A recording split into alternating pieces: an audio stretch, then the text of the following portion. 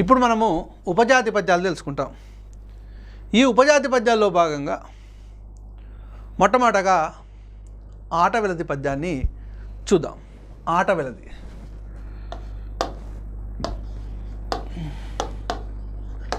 Right.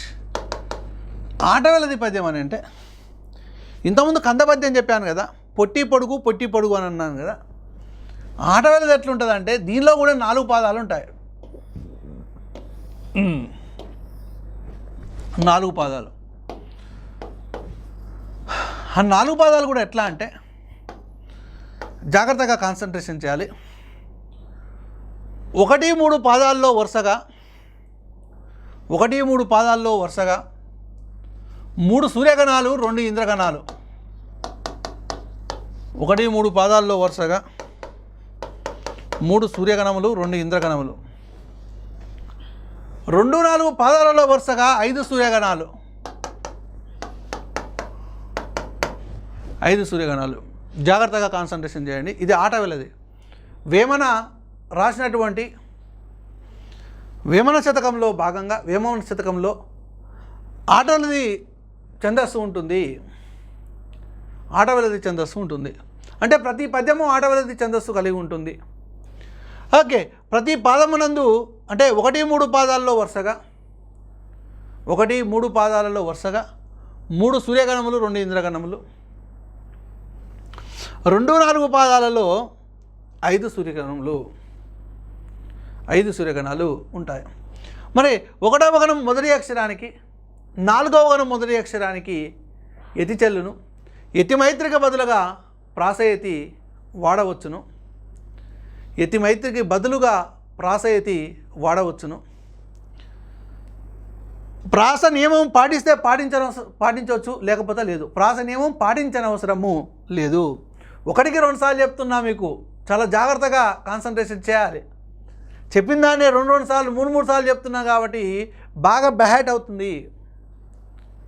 ఓకేనా? Right. ఆట వెలది పద్యం. దీనిలో 4 పాదములు ఉండును. చూడండి, దీనిలో 4 పాదములు ఉండును. పాదాలుండును.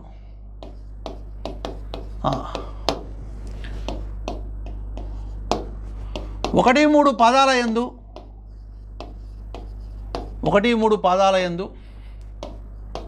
3 సూర్యగణాలు 2 ఇంద్రగణాలు ఉంటాయి.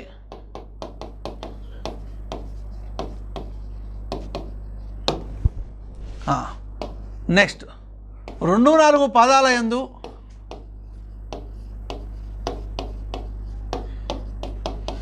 5 సూర్యగణాలు ఉంటాయి.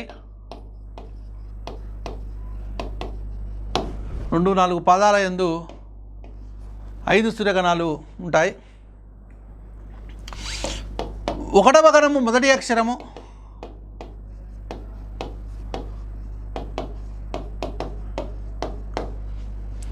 4వ గణము మొదటి అక్షరానికి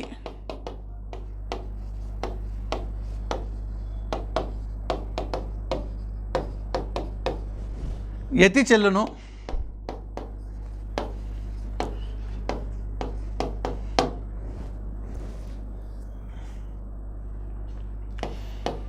యతి మైత్రికి బదులుగా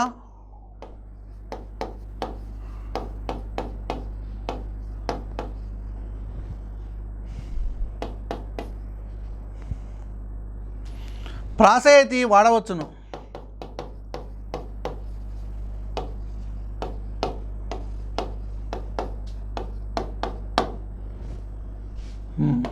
ప్రాస నియమము పాటించనవసరం లేదు.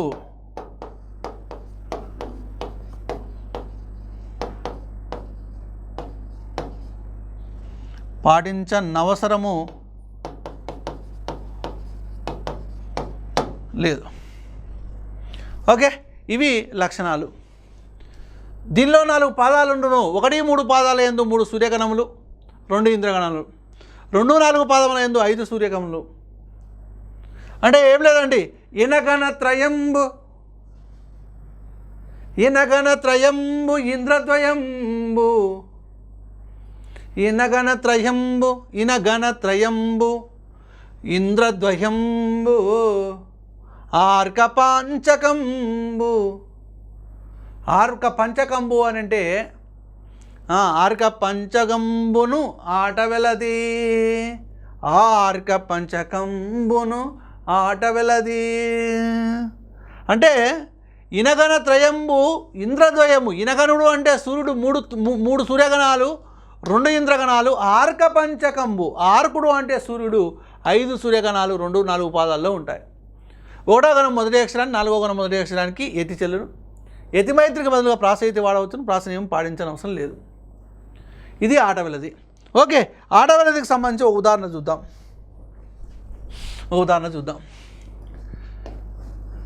తెలుగు దేలయన్న దేశంబు తెలుగేను.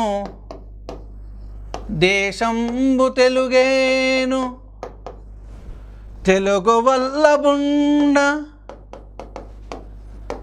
తెలుగు వల్లబుండ తెలుగో ఖండ. ఎల్ల నుపులు గొల్లువా. ఎల్ల నుపులు గొలువా ఎరుగవే బాసాడి. ఎరుగవే బాసాడి దేశ భాషలందు తెలుగు లెస్స. దేశ భాషలందు తెలుగు లెస్స.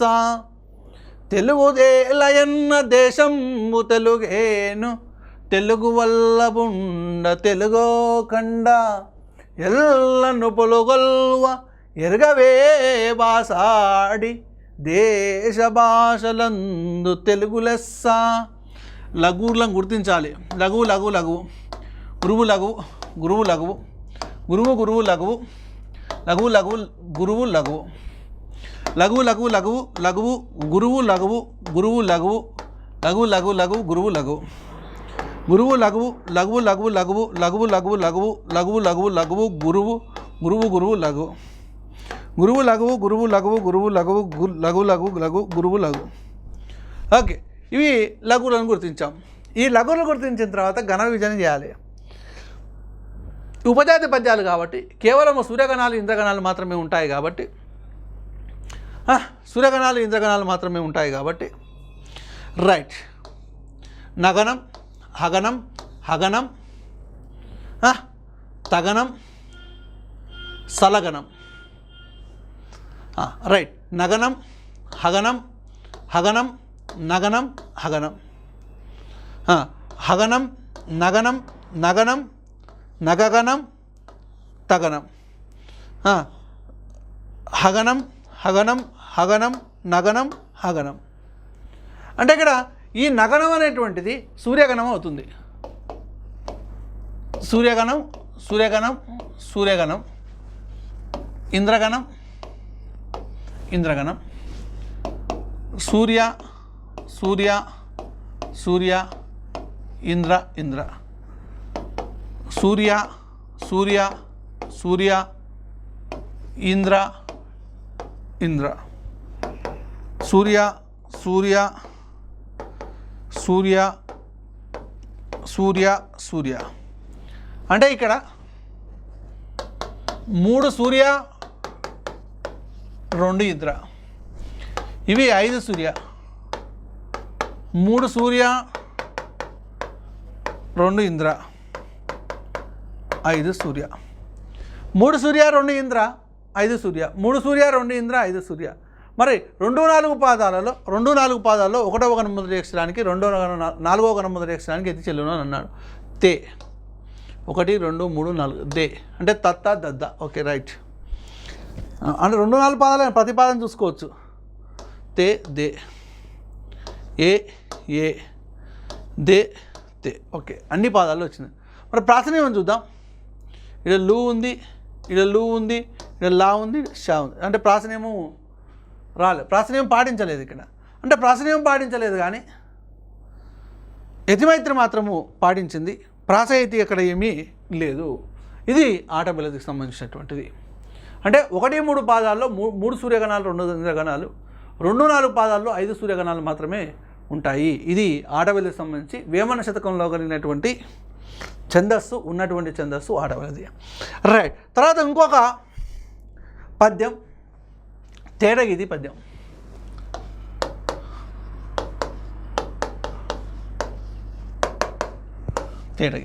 తేటగీతి అని అంటే సూర్యుడొక్క రెండు సురరాజులిద్దరు దినకరద్వయంబు తేటగీతి.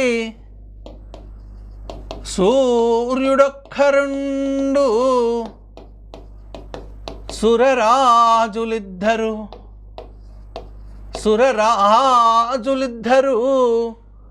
దినకరద్వయంబు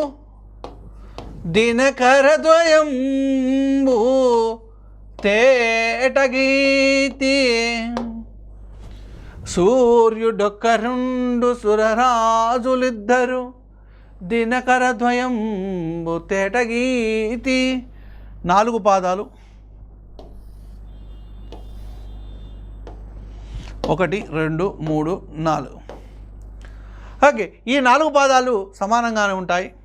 ప్రతి పాదమునందు సూర్యుడు ఒక్క రెండు అంటే ఒక సూర్యగణము, సురరాజులు సురులేఖరాజు ఇంద్రుడు కాబట్టి 2 ఇంద్రగణాలు, దినకర ద్వయంబు మళ్ళా 2 సూర్యగణాలు, ఒక సూర్యగణము 2 ఇంద్రగణాలు 2 సూర్యగణాలు, ఒక సూర్యగణము 2 ఇంద్రగణాలు 2 సూర్యగణాలు, ఒక సూర్యగణము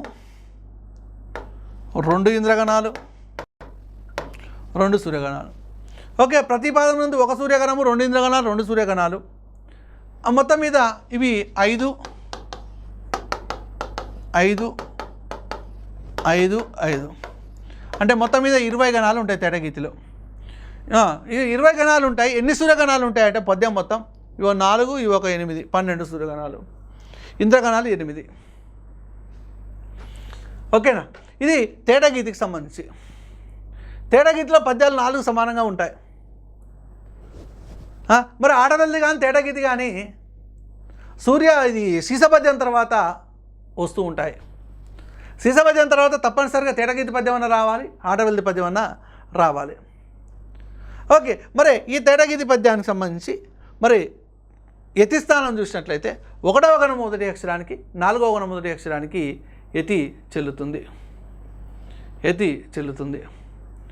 1వ గణం మొదటి అక్షరానికి 4వ గణం మొదటి అక్షరానికి యతి చెల్లుతుంది. ఓకేనా? రైట్. ఒక ఉదాహరణ చూద్దాం. అంబుజోదర దివ్య పాదారవింద చింతనామృతపాన విశేషమత్త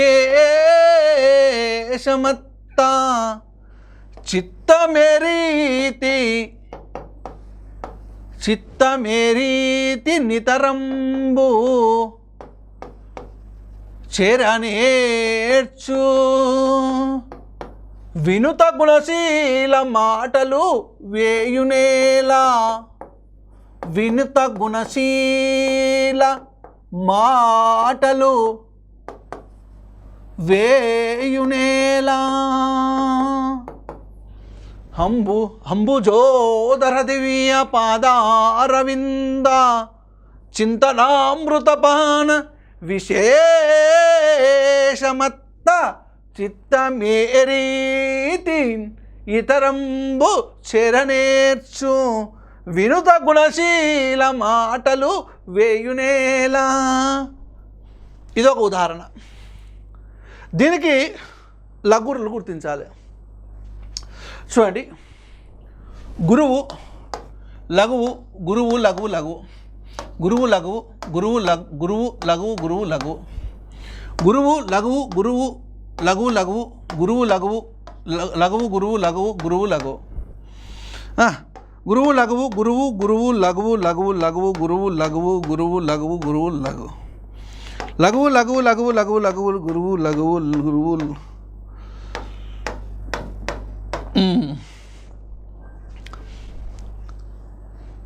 సూర్యుడొక్క రెండు సురరాజులిద్దరు దినకరద్వయంబు తేట గీతి సూర్యగణము హగనం ఇది హగనం సూర్య భగనము ఇంద్రగణము రగణము ఇంద్రగణము హగనము సూర్యగణము మళ్ళీ హగనము సూర్యగణము హగనము సూర్యగణము భగనము ఇంద్రగణము భగనము ఇంద్రగణము హగనము సూర్యగణము హగనము సూర్యగణము మళ్ళీ ఇక్కడ హగనము సూర్యగణము తగనము ఇంద్రగణము సలగణము సల ఇంద్రగణము హగనము సూర్యగణము మళ్ళీ హగనము సూర్యగణము సూర్యగణము నగనము సూర్యగణము సలగణము ఇంద్రగణము భగనము ఇంద్రగణము హగనము సూర్యగణము హగనము సూర్యగణము. ఏది సార్ టక్క టక్క టక్క టక్క టక్క టక్క వేసుకుని పోతున్నా అంటే ఆ లఘుగురుల మీద ఇంద్రగణాల మీద సూర్యగణాల మీద అవగాహన ఉంటే ఇది గుర్తుపెట్టవచ్చు. అంటే ఇక్కడ ఒక సూర్య రెండు ఇంద్ర రెండు సూర్య ప్రతి దాంట్లో అట్లే వచ్చింది. ఒక సూర్య రెండు ఇంద్ర రెండు సూర్య ఒక సూర్య రెండు ఇంద్ర రెండు సూర్య ఒక సూర్య రెండు ఇంద్ర రెండు సూర్య ఒక సూర్య రెండు ఇంద్ర రెండు సూర్య ఒక సూర్య రెండు ఇంద్ర రెండు సూర్య ఒక సూర్య రెండు ఇంద్ర రెండు సూర్య. రైట్. మరి ఒకటవ గణం మొదటి అక్షరానికి నాలుగవ గణం మొదటి అక్షరానికి ఎతి చెల్లును. ఈడ అంబుజోదర పాద 1 2 3 4 దా ఉంది. ఈడ రాలేదు. తత్తా దద్దా రాదు ఇక్కడ. మరి ఇక్కడ బు ఇక్కడ కూడా సెట్ కాలేదు. ఇక్కడ చూద్దాం. చింతనామృత చి 1 2 3 4 షే చచ్చ జజ్జ శేషాస ఓకే రైట్. చి జే ఓకే రైట్. వినుత వి వి ఓకే. ఇక్కడ అంటే ఇక్కడ ఆ తీసుకున్నట్టుంది కానీ ఇక్కడ సెట్ కావట్లేదు. ఓకే. ఇక్కడ భూ అంది ప్రాస నియమం తా ఉంది, ఇక్కడ తా ఉంది, ఇక్కడ తా ఉంది. ప్రాస నియమం కూడా పాటించలేదు.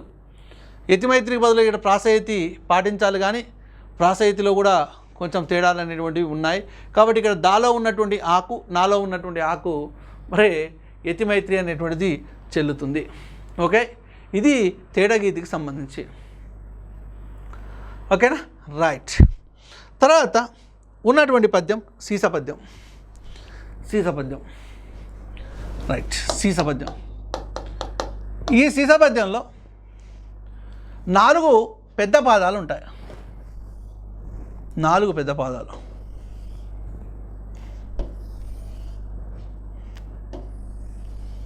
రైట్. ఈ 4 పెద్ద పాదాలు 1 2 3 4. ప్రతి పాదమునందు 6 ఇంద్రగణాలు 2 సూర్యగణాలు ఉంటాయి. ఇంద్రగణముల్ 6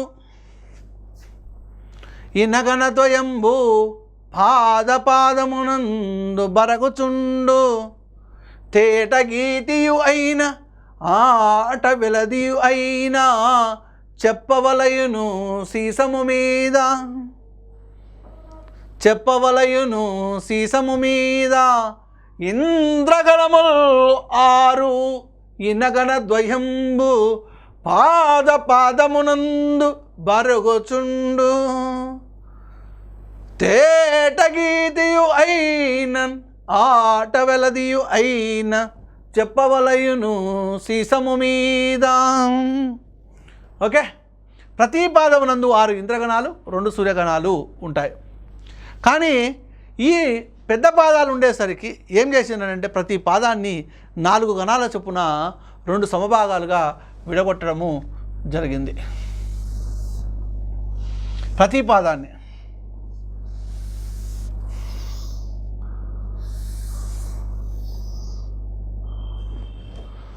రైట్ 2 సమభాగాలుగా ఇట్లా ఇదొక పాదం రెండో పాదం, మూడో పాదం, నాలుగో పాదం. ఓకే, మరి 4 సమభాగాలుగా అంటే ఇందులో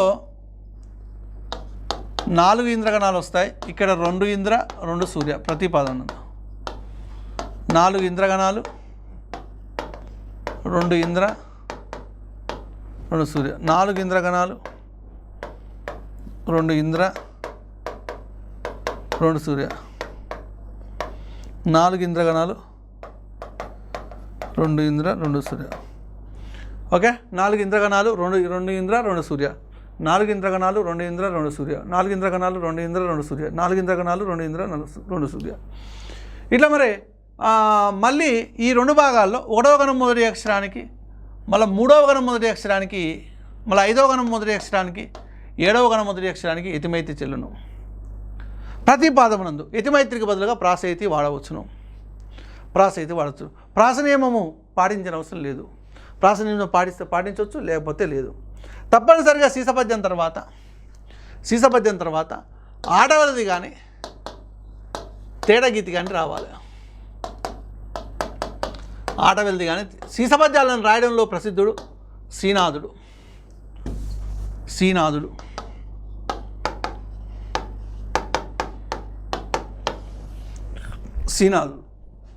సీసపద్యంలో రాయడంలో చాలా చక్కని పద్యాలను రాసిన శ్రీనాథుడు. ఎంత చెప్పినా ఒడవనటువంటి పద్యము సీసపద్యం. మందార మకరంద మాధుర్యమునదేలు మధుపంబువోవునే మదనములకు నిర్మల మందాకిని వీచికల తూగు రాయంచసనునే తరంగినిలకు లలిత రసాల పల్లవ ఖాది అయి చొక్కు కోయిల సేరునే కుటజములకు అంబుజోదర దివ్య పాదారవింద చింతనామృతపాన విశేషమత్త చిత్తమేరీతి నితరంబు చెరనేర్చు వినుత గుణశీలా మాటలు వేయునేలా. వినుత గుణశీల మాటలు వేయునేలా అని అన్నాం. ఇట్లా ఇవన్నీ సీసపద్యాలు. ఈ సీసపద్యాలు తర్వాత తప్పనిసరిగా ఆడవెల్ది లేదా తేటగీతి రావాలండి. ఓకే, ఇవి ఉపజాతి పద్యాలు. ఒకటి తేటగీతి, ఒకటి ఆడవెలది, రెండవది తేటగీతి, మూడవది సీసం. ఓకే, దీంతో మనకు పద్యాల యొక్క రకాలనేటువంటి కంప్లీట్ అయిపోయినాయి. ఒకటి వృత్త పద్యాలు, 2 జాతి పద్యాలు, 3 ఉపజాతి పద్యాలు.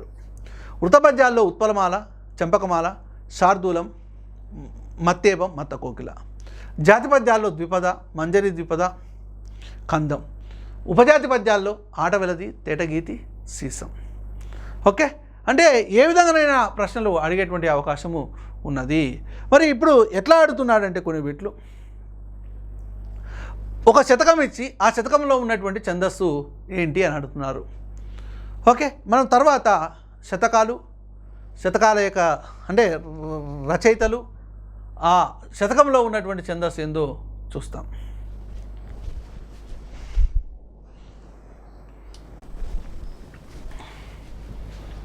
ఇప్పుడు మనము శతకాల్లో ఉన్నటువంటి ఛందస్సు రచయిత గురించి తెలుసుకుంటాం. సుమతి శతకంలో ఉన్నటువంటి ఛందస్సు కందం. ఆల్రెడీ చెప్పాను, సుమతి శతకాన్ని రాసింది బద్దెన. వేమన శతకంలో ఉన్నటువంటి ఛందస్సు ఆటవెలది. ఇంతకుముందే చెప్పాను, వేమన శతకాన్ని రాసింది వేమన. నరసింహ శతకంలో ఉన్నటువంటి ఛందస్సు సీసము. ఈ నరసింహ శతకాన్ని రాసినటువంటి వ్యక్తి కాకుత్సము శేషప్ప కవి, అదే ధర్మపురి శేషప్ప కవి. భూషణ వికాస శ్రీ ధర్మపుర నివాస దుష్ట సంహార నరసింహ దురిత దూర. భాస్కర శతకంలో ఉన్నటువంటి ఛందస్సు ఉత్పలమాల, చంపకమాల 2 ఉన్నాయి. భాస్కర శతకాన్ని రాసినటువంటి వ్యక్తి మారద వెంకయ్య. వృషాద్వి శతకంలో ఉన్నటువంటి ఛందస్సు ఉత్పలమాల, చంపకమాల. దాశరథి శతకంలో ఉన్నటువంటి ఛందస్సు ఉత్పలమాల, చంపకమాల. శ్రీకాళహస్తీశ్వర శతకంలో ఉన్నటువంటి ఛందస్సు శార్దూలం, మత్తేపం. వృషాద్వి శతకం రచయిత పాలకురికి సోమనాథుడు. దాశరథి శతకం రచయిత కంచర్ల గోపన్న.